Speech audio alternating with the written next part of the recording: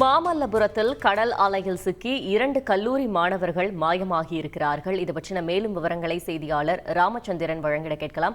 ராமச்சந்திரன், வணக்கம். மாயமான கல்லூரி மாணவர்களை தேடும் பணி தற்பொழுது எந்த கட்டத்தில் இருக்கிறது? முழு விவரங்கள். சென்னை அண்ணா நகர் மேற்கு பகுதியைச் சேர்ந்தவர் கிரீஷ், வயது 20.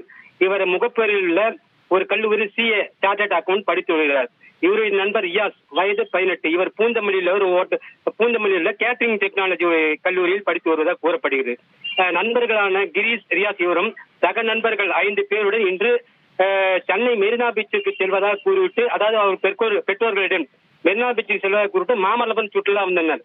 மாமல்லபுரத்தில் புராதனத்தை சுற்றி பார்த்துவிட்டு இறுதியாக மாமல்லபுரம் மீனவர் பகுதியில் உள்ள கடலில் குளித்துள்ளனர்.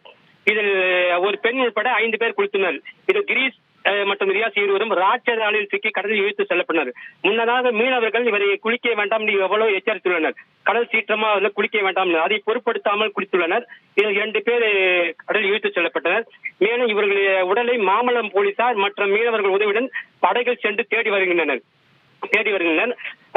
குறிப்பாக வெண்புருஷம், கொக்கிலமேடு உள்ளிட்ட மீனவர் பகுதிகளுக்கும் இவர்கள் கிரீஷ் மற்றும் ரியாஸ் உடல் ஒதுங்கி உள்ளதாக அப்பகுதி மீனவர்கள் தகவல் தெரிவித்தனர். அவர்களுடைய புகைப்படங்களை அனுப்பி தகவல் தெரிவிக்குமாறு மீனவர்கள் அறிவித்துள்ளனர்.